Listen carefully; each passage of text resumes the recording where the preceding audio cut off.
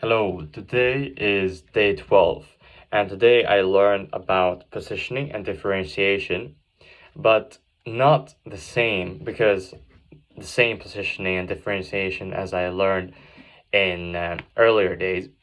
I learned about different case studies, so different brands, and kind of like a reminder of what positioning is in marketing and advertising is how a brand stands out in the competition, basically how to stand out, okay, and how to push it, to position yourself differently, okay. And it was basically different brands that I watched a video on YouTube about to learn this, and they talked about Chipotle, or how you say that brand name, and how they positioned themselves differently is healthy food, fresh and ethical, but also fast food, which there's a lot of American like fast food in America, but not this. And this is how they differentiated themselves. Then Tesla, same thing, luxury and innovation, and they are really focusing on the luxury experience. And then Apple, creativity, think different. Then you have Dollar Shave Club, cheap, simple. So like cheap and simple, basically. And then we have Nike. This is I like this example. My take on this is that just like, I think Nike is for winners. And this is what they say also in the video, that Nike, how they differentiated themselves is that it's for winners. And this is what Nike's like, what Nike's goal was. And then we have HubSpot. And in the video, they said that this is an all-in-one tool, and this is how they differentiated themselves. And then JetBlue. I really like this example. This is the last example. Like in airplane airlines, basically what it is about is either you choose between budget or comfort. But JetBlue is an American airline, by the way, and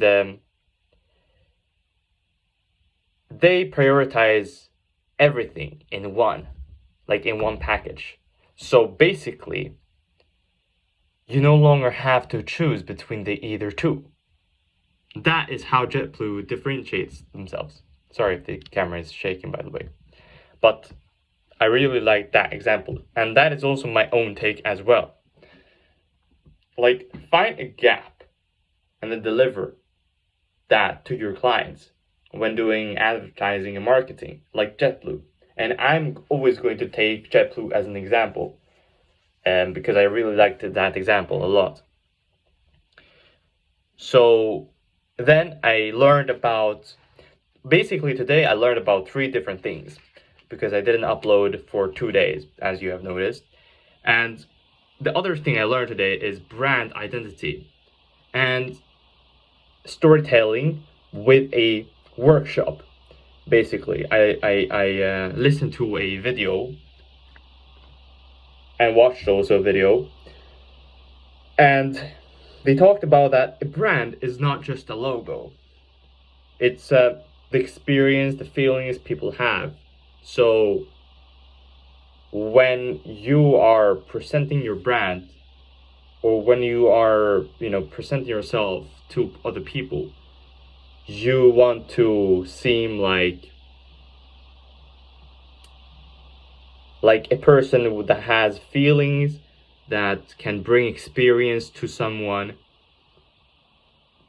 An example, how I got my position at a bar, which is all over across all across Sweden, is basically I used to have an AI agency, and I went to first of all I went to a hairdresser, very big hairdresser, and I spoke to the owner, and they said they was not interested at all, but they gave me a very crucial and critical life lesson, and that is she believed in me because she could see herself in me. Herself when she was 19, she started just working at a hairdressing salon, even though she didn't have any experience. And she said to me that just keep going, just do something. You're doing great for being 19. I mean, look around. Who's doing this? Who's, out here pitching people like you are? Well, not many people at all, right? So I took literally what she said and I said it to this owner of the bar, which is a very big brand and company, and said it out of her POV. Instead of me presenting myself and just being like every other average person seeking a job, because I need to raise capital to start an agency, right? And I'm working at extra, not part-time, not full-time, just extra for the beginning. I presented myself out of her POV, and that made me stand out, right? And that's what I'm trying to say with this, is that you need to present yourself not as a logo, not yourself as everybody else, but it's the feelings, it's the experience, it's the different perspectives that sticks to people. And it was also pretty funny because I actually came in and I pitched my idea to this owner of the bar like 4 days ago. Then I came 4 days later. The same day I said this from the hair salon owner's perspective. I said, hey, I saw you guys had a big line in your bar, and I just think you guys need me as a person to work here for you, because I think I see a potential gap that can fill for you guys, and I'm the right person to work for you. See how I'm just kind of melting myself in a natural way. I'm not begging for a job like everybody else, because that would be just so average and dumb to do, because everybody else is doing that, and that would just nag and just disturb the owner's head. But I'm just doing it in a different way. That is what I mean. So all this is my take on the feelings and experience people should have, rather than a logo, rather than being average. Okay? So that is my take, basically. And that is very important, and I hope you understand that. You get that, because it's very crucial, very critical. Now, the other thing about brand identity and storytelling I learned today is brand is alive. It changes. It's never static, right? And people buy from people because they trust. People believe in people because they trust people. I don't know if that makes sense, but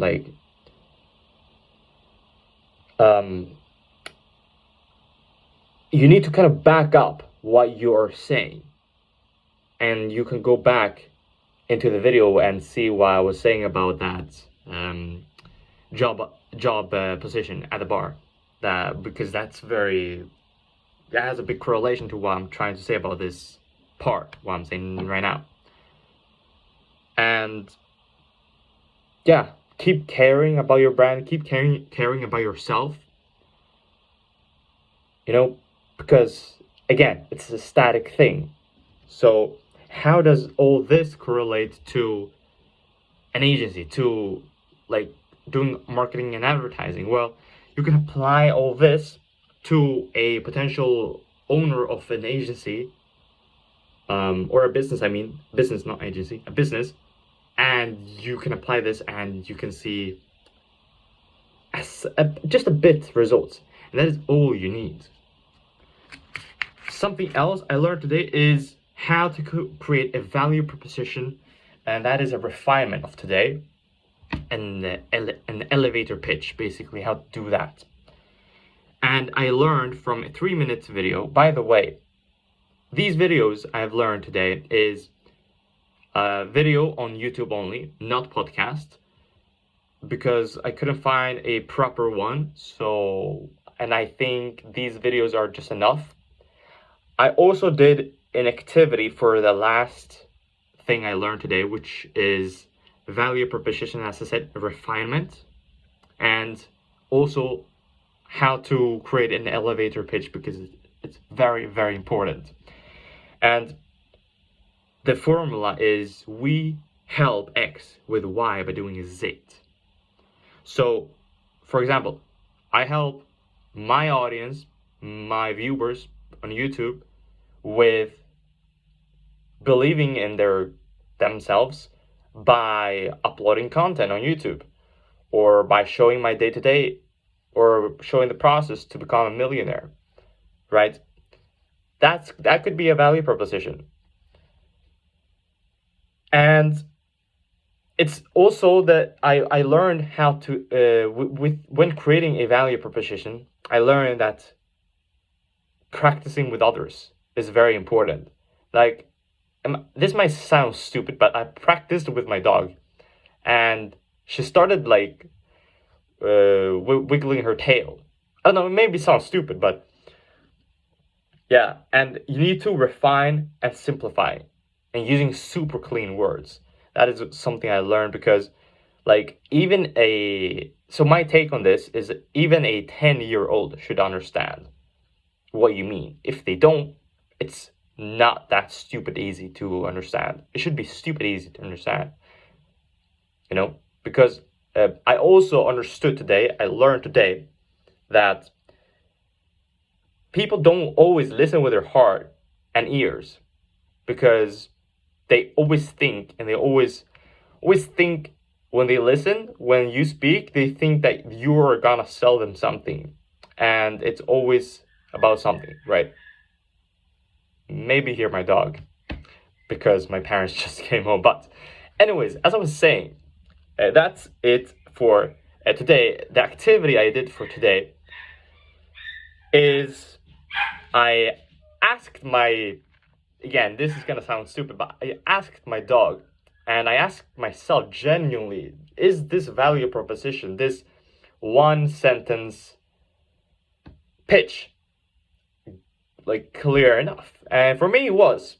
And yeah, so a good pitch, to summarize, is easy to remember, and you can share it easily to people, like people to people, person to person, and most of them, the majority of these people, understand it. Then it's good. And I also read 10 pages today, and the key idea from today's reading practice, is that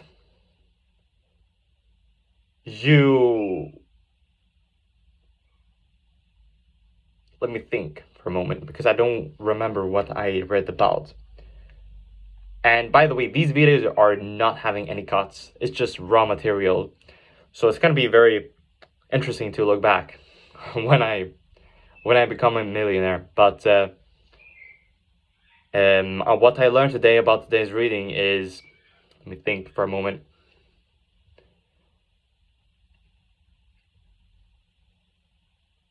I think I need to go back into the pages. Just gonna have a brief, like, see-through.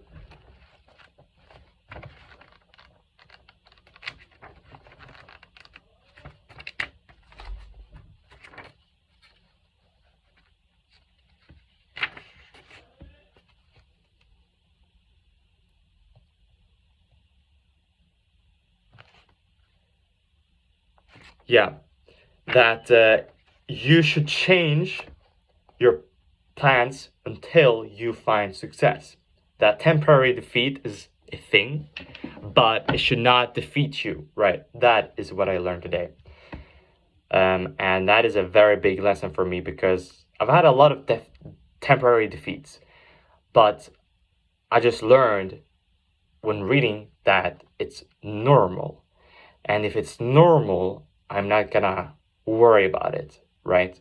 So, which in turns leads to me not being not need to worry about it, worry about not winning yet, because temporary defeat is a thing and it's normal, right? And that is also a thing I want you to understand. Thank you so much.